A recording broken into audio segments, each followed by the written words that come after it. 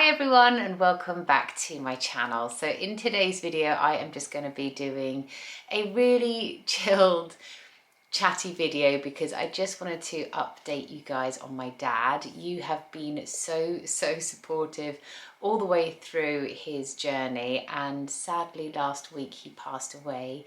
But I feel like I've cried so much over the last week that I don't have any liquid inside my eyes to come out anymore. But it's been a happy and a sad week in total really. But I thought I'd just sort of update you on kind of the last week of his life and what happened. So for those of you who are watching this maybe for the first time and don't know anything about my dad was actually diagnosed with prostate cancer like 17 years ago. It was a very long time ago. When they first moved out to Spain, they did kind of like a full body check over when they got their health insurance, and his cancer was picked up then. They put him on to medication straight away and he had radiotherapy, and his body just reacts very well to medication. That's what I'm trying to say. So for, I would probably say 10 years of him first being diagnosed, it was managed, his cancer was managed through the radiotherapy and through treatment. And like I said, his body reacted really well to the different treatments they tried, and they just managed to kind of control his cancer along the way. I'd probably say about 7 years ago now, we could definitely see a deterioration in him, but again, his body still kind of reacted well to the different treatments that they offered him. But then about 3 years ago, he was also diagnosed with Parkinson's. He kept falling over all the time and injuring himself, and we joke that my mum used to save his life about 5 times a week because he would just, bless him, fall over all the time, because he was obviously, the Parkinson's was obviously making him a little unsteady on his feet. Then 2 years ago, he really went downhill. The tumour on the prostate started to really grow quickly. The cancer tumour was blocking his urethra, so it was hard for him to pass urine. So he then went on to a catheter 2 years ago and was sort of put into hospital and needed to have everything flushed out. And I would probably say it was from then that my dad really started to get sick. He was in hospital for 2 weeks. They didn't get him out of bed once, which I think is so bad. But, you know, I don't know if that's because he was hooked up to all these different drips and things like that, that it was tricky to get him out of bed. I'm not too sure. But when he came out of hospital 2 years ago, after being in there for 2 weeks, he wasn't able to walk unassisted anymore. So then my mum got a full-time carer in to their home who lived with them for a year. He was so lovely. He was called Mike, and the boys loved him so much. He was a really sweet and kind guy who looked after my dad so very well. And then last August, so August 22, my dad was admitted back into hospital because he got an infection, and since then it became quite apparent that it was hard to care for my dad at home between Mike and my mum. So we decided, it was a really difficult decision, but in hindsight it was the best decision we ever made, and actually a decision that we probably should have made a little bit sooner. But we put him into a care home, and this care home is in Portobello. That's where mum and dad live. They live in Spain. In Marbella, and the care home is in Portobello. It's called Orpea. It is amazing. My dad had, I actually wish I had shown you now, but my dad had almost an apartment of his own. You'd walk in, it had a sofa area, a little kitchenette, had a place for the dining table. He had a terrace which actually then looked out, had a sea view of the port, and then he also then had a big bedroom with 2 single beds in there and a big ensuite bathroom too.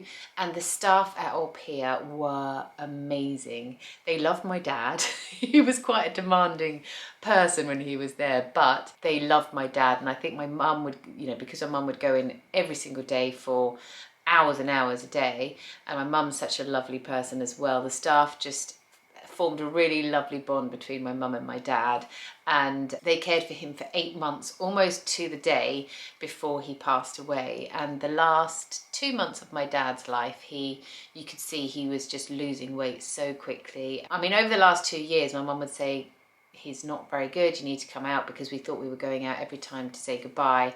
And then he would pull through because he would react really well to the medication, and then he would go downhill again. We'd all go back out to see him, and then he'd pick up again. So it was kind of like, I feel like we've been riding this like emotional roller coaster for many years. But then about 5 weeks ago, I went out to Spain last, and my dad was really sick then. He was really ill, and he had stopped eating for 12 days. So when we were out there, I said like such a lovely goodbye to him. It was just so nice. He still had quite a lot of strength in him. He was more or less sort of bedbound, I would say. But he would get tired very easy and want to go and lay in his bed or on the sofa quite a lot. So, but when we gave each other a last hug and everything, he hugged me so tight, and it was just a really lovely goodbye. So that was about 4 or 5 weeks ago now, and then I came home and he picked up again, and none of us could quite believe that he had gone from not eating for 12 days to then picking back up again. And the next thing, my mum's wheeling him down to the port and they're having a beer on the beach. So this is what I mean about it being such an emotional roller coaster, because 1 minute we're saying goodbye, the next minute he's having a beer on the beach. 2 weeks ago, he again started to not eat again.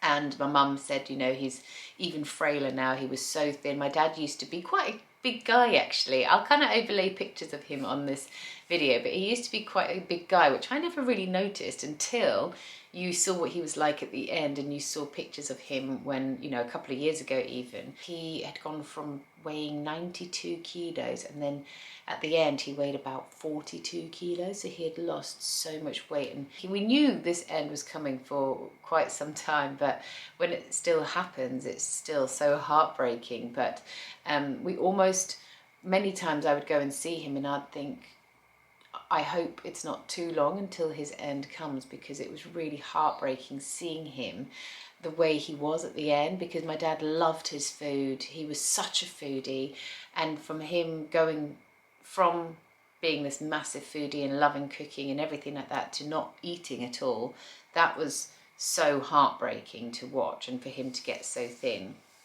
So anyway, then the last few days of his life, my mum's friend, who is a doctor, she lives in England, she went over to stay with my mum, and she said to my mum, you know, you just don't know, but maybe he's got a week or 10 days left.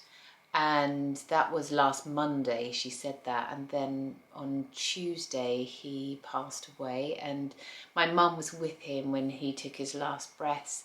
And it was weird. Last weekend, I just had this feeling like I should have gone over there. I needed to be there. So on the Tuesday, I thought, on the Monday, when my mum's friend said he's maybe got 7 to 10 days left, I thought, okay, well, maybe what I'll do is fly over this weekend just gone. But then on the Tuesday, I suddenly was like, no, I need to go. So I booked my flights for early Wednesday morning. And about half an hour after I booked my flights, my mum then told us that he had actually gone. And I felt really devastated, because I thought I was going to see him one last time. It was going to be very rare that I would be there with him anyway, but he loved my mum so much. Like he would have been lost without my mum. So I'm just so pleased that she was there for him when he took his last breaths. And even though it was so painful that he went, I feel like it was a relief as well, just knowing that he was no longer in pain, he was no longer suffering. And the nice thing to know is that he wasn't actually, well, he kept saying he didn't have pain for the last sort of 3 or 4 days before he did go. But on the day he went, he did say he was getting pain in his stomach, so they gave him some morphine for that. So I don't know if that then relaxed him and made him able to pass away in peace. I'm not sure. You know, when you have all these things that just go through your mind. So in Spain, it's very different to here in the UK, where you have quite a long time. It can be sort of 2 or 3 or 4 weeks before you have the funeral.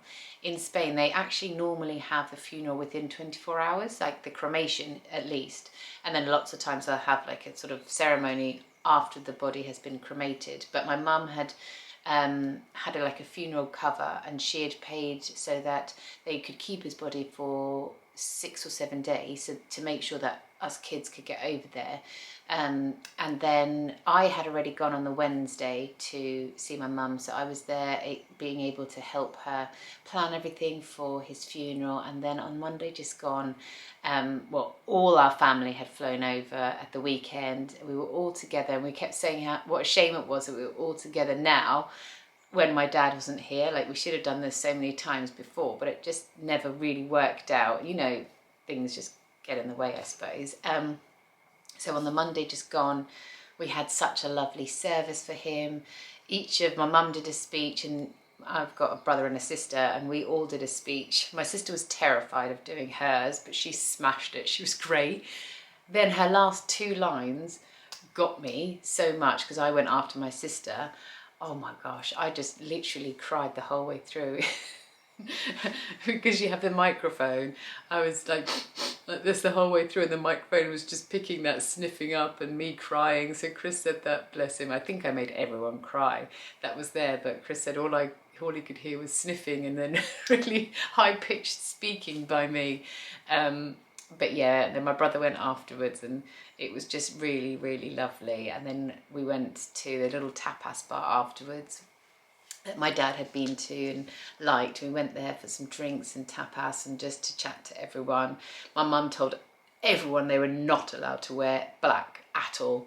You were only allowed to wear colour. No one was allowed to be down. Everyone had to smile and laugh and remember all the great things about my dad. And then we went over to some friend's house for a barbecue afterwards, and lots of champagne to toast my dad. And it was just a really, really lovely day. And I know my dad would have been looking down with a big smile on his face watching us all celebrate his life. My dad loved it when he was made a fuss of. He loved people talking about him, whether we were talking about him and saying he was, you know, all the difficult things that he does. He didn't mind.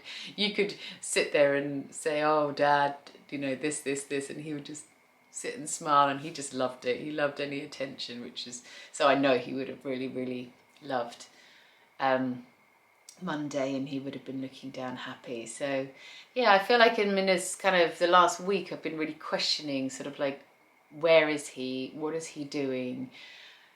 Has he gone and found his mum and his dad who have already passed on, and is he up there? I don't know.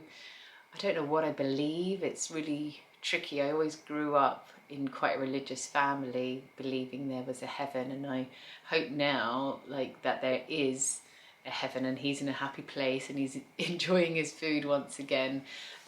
My brother, sister and I, my mum, we saw his body on Monday before the service, and I was a little bit apprehensive about if I wanted to see him, but I'm so pleased I did. It was just lovely. He had really kind of like wiry grey hair, and I was just stroking the top of his head like this and feeling his skin, and he felt really cold, but he also just felt soft, you know. So it was really lovely. I'm really pleased that all 3 of us and my mum got to see him and say goodbye one last time to him. So yeah, I just wanted to make this video because so many of you ask me all the time about my dad, and I've had so many lovely messages on Instagram. I took this last week off work just to be with my mum, enjoy time with her without having to think about any content creation. But now that I'm back at home, I'm back into work mode and I'm feeling good. I feel really good. My mum's going to come over soon. She just needs to tie up a few loose ends out in Spain, and then she's going to come and basically live with us for a few months. She never likes to be in Spain during the holidays because it's way too hot anyway. So she's going to come here, she's going to live with us. She wants to buy a little flat in Brighton, so we're going to get searching for a house for her or a little flat. And yeah, she's been with my dad every single day for the last sort of 2 years non-stop. So it's my mum's time to now, live her life again in a different sense. So yeah, that's it. That's what I just wanted to come on here and say, and just to say thank you so much to everyone for being so kind. And my dad was a lovely, lovely man, and he will be very missed. So yeah, okay, I'll say goodbye now. But thank you guys, and I'll see you next time.